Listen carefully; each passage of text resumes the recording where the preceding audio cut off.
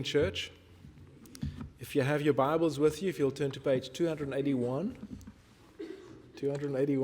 or the book of Ruth. Book of Ruth. I really like that song that we sang today about us being a pilgrim. We really are. We're in this world. There's so many things going on. There's so many people hurting. And God has looked at that and He saw fit to put us in this world to be a contact point for the pain. Just in my own little world, I was with a lady who was told that there's no hope. I was in the hospital room. The oncologist came in and said there comes a point when our focus changes from getting rid of the cancer to just making your life comfortable. And this is what's going to happen. And she says, and we're going to talk about that horrible H word, and she was referring to hospice, and they're really not that bad. And I was actually listening to a talk that I will probably hear, if I live long enough, some doctor giving to me one day. And it's kind of offsetting when you think about that. Normally I can get out of the room, Tracy, quick enough, but I was right in there, and she came in, and most of the doctors knew why we were there, and so they came in and excused themselves. But she had that thing that said physician, and I still looked at her twice. Then she said oncologist, and I just stood away. She needed to be there, and she needed to show that compassion. And that was, Billy and I were there a little bit before lunch, and then a little bit after lunch, Jeff McDowell and I went to another hospital, and there was a young man, well, not young, he's a little bit older than me, but in my mind, I'm still young. And he'd been told whatever he'd been told, and he called and he said, I'm dying. And so we were there, and I sat talking to him, and again, same things. The doctors gave us space, most of them. And then I asked, could I close the door? And we closed the door, and I just asked him, are you okay? And Jeff was really good, started the conversation. And what made this really amazing is this guy knows Jeff. And Jeff talks to all his renters about the church. And if any of them blaspheme, he makes a point to do something so they don't blaspheme when he's around. And so he's quite a nice man. He's a wonderful guy, and he gives a very good impression.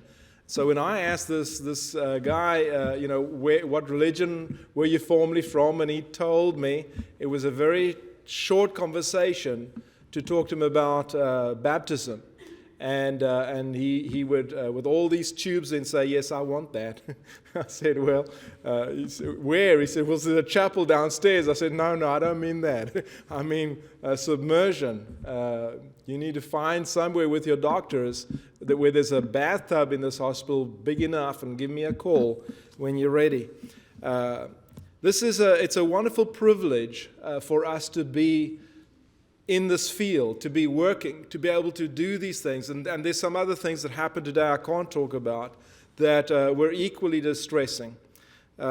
Just amazing how a few years ago, Daween and I said that we're going to go wherever the Lord wants us to go, and all we wanted was a place to work. And we've been like these wandering people since then, since 1986. Just going and traveling, and most places 3 years, 4 years, 6 years, 7 years, 12 years. This is one of the longest places that we've been at, and we're very, very honored to be here, and very fortunate God called us to be here. So if you look at the book of Ruth, you'll see why I have some affiliation with it. The first thing you'll notice is in chapter 1, in verse 16, the first daughter-in-law is left.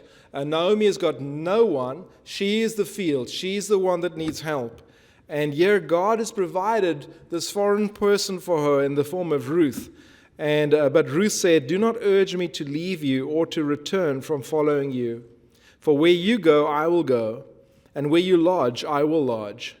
Your people shall be my people, and your God, my God.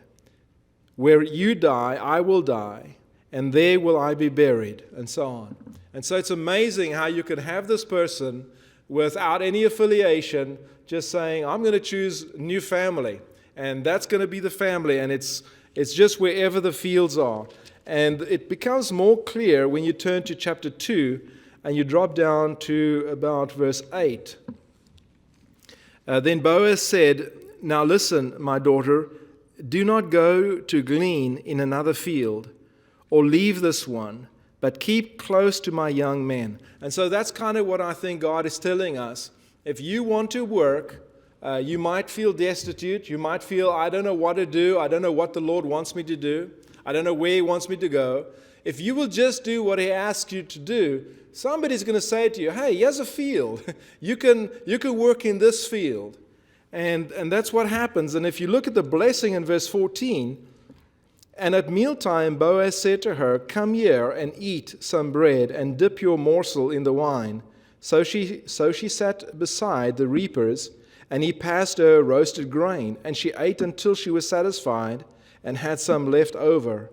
And when she arose to glean, Boaz instructed his young men, saying, 'Let her glean even among the sheaves, and do not reproach her. And also pull out some from the bundles for her, and leave it for her to glean, and do not rebuke her.'" So if you ever wondered whether there's work to be done in this kingdom, there is. There's a lot. And God has got these, and it's not like work.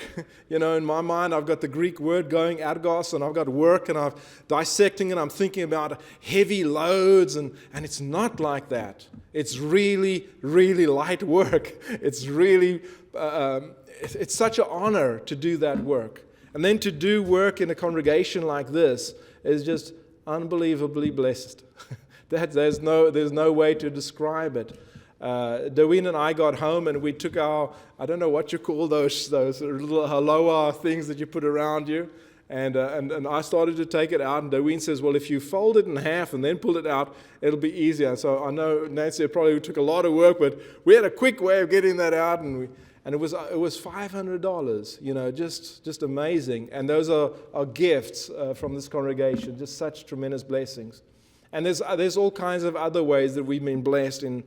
But the greatest blessing, I think, in my mind, is to be able to be in a congregation where they say, "We want you to work here."